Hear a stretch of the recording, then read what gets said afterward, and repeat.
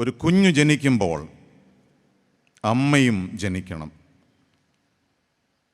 ഒരു കുഞ്ഞ് പിറക്കുമ്പോൾ അമ്മയും പിറക്കണം. തിരുമേനി അത് വ്യാഖ്യാനിക്കാൻ സമയമെടുത്തില്ല. 2 വാക്കുകളാണ് തിരുമേനി അതിലൂടെ നമ്മളോട് പറഞ്ഞത്. കുടുംബം രൂപപ്പെടലിൻ്റെ ഇടമാണ്, കുടുംബം രൂപാന്തരത്തിൻ്റെ ഇടമാണ്. രൂപപ്പെടലും രൂപാന്തരപ്പെടലും സംഭവിക്കുമ്പോഴാണ് ഒരു കുടുംബം ആരംഭിക്കുക. ഇങ്ങനെ ഞാനൊരു തലക്കെട്ട് അതിന് കൊടുത്തിട്ടുണ്ട്. കുടുംബം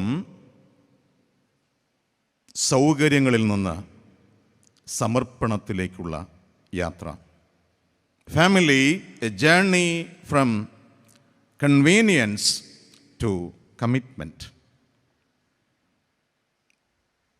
ഓരോ വിവാഹ കൂദാശയും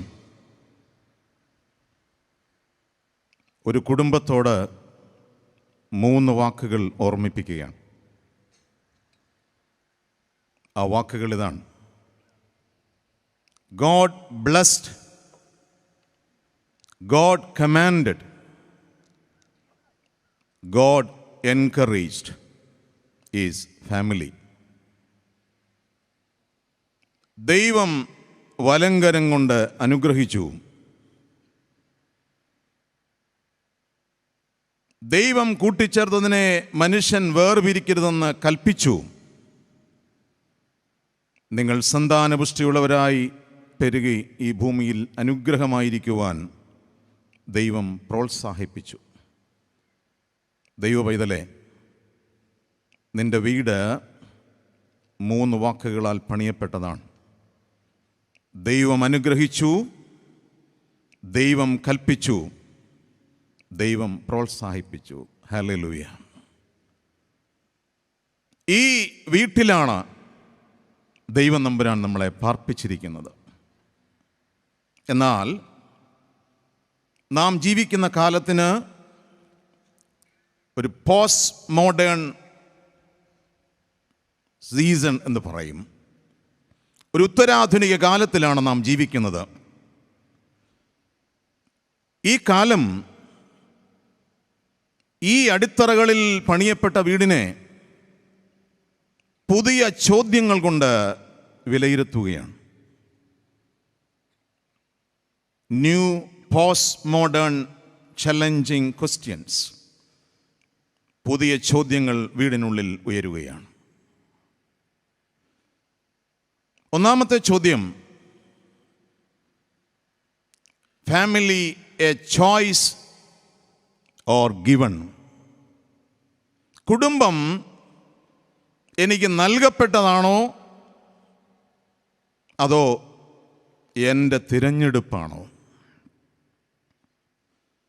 ഈ കാലം കുടുംബത്തെ വ്യാഖ്യാനിക്കുന്നത് ഈ വാക്കിലാണ്: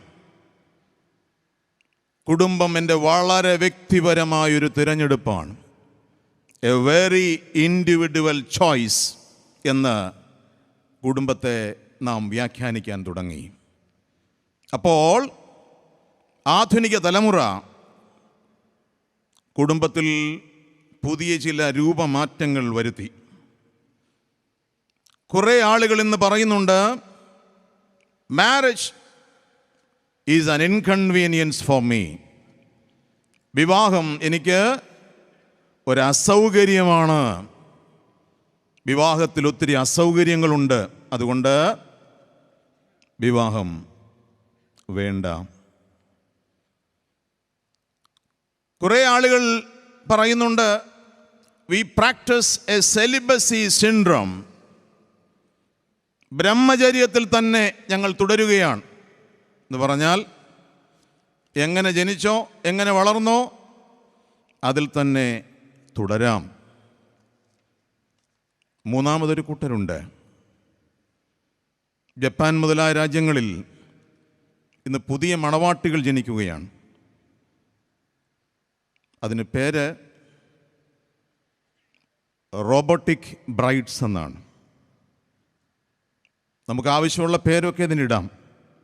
സുസു എന്ന് പേരിട്ടു. സുസു 0123. ജോൺസന്റെ ഭാര്യയുടെ പേരങ്ങനെയാണ്. റോബോട്ട്സിനെ സൃഷ്ടിക്കുന്നു, റോബോട്ടുകളെല്ലാ കാര്യവും നടത്തി കൊടുക്കുന്നു. ഒരനുഗ്രഹമുണ്ട് അവിടെ. വിവാഹമോചനമില്ല, കാരണം വഴക്കില്ലല്ലോ. കുറേ ആളുകൾ ഇതിന് പുറകെ അന്വേഷിക്കുകയാണ്. ഇങ്ങനെ കുടുംബത്തിന് രൂപമാറ്റങ്ങൾ വരുന്നു. എന്നാലും ഞാൻ ഈ പകൽക്കാലം നിങ്ങളെ 2 വാക്കുകൾ അടിവരയിട്ട് ഓർമ്മിപ്പിക്കട്ടെ. സ്വർഗം നമ്മോട് പറഞ്ഞു, കുടുംബം ദൈവത്താൽ നിയോഗിതമാണ്, അത് വിശുദ്ധവുമാണ്. മറക്കാൻ പാടില്ല. It is ordained by God, it is holy. ഇത് ദൈവത്താൽ നിയോഗിതമാണ്, അത് വിശുദ്ധവുമാണ്. ഇന്ന് ഒറ്റയ്ക്ക് ആയിരിക്കുവാൻ ആഗ്രഹിക്കുന്നവരുടെ എണ്ണം കൂടുകയാണ്. ഞാൻ ഇനിയൊരു വാക്ക് തിരുത്തി പറയട്ടെ. സിംഗിൾനെസ്, ഒറ്റയ്ക്കിരിക്കാൻ താല്പര്യപ്പെടുന്നത് തെറ്റല്ല. It can be a choice. പക്ഷേ loneliness is not a right choice. ഏകാന്തതയിലേക്ക് നിന്റെ ജീവിതത്തെ കൊണ്ടുപോകുന്നത് ശരിയായൊരു തിരഞ്ഞെടുപ്പല്ല.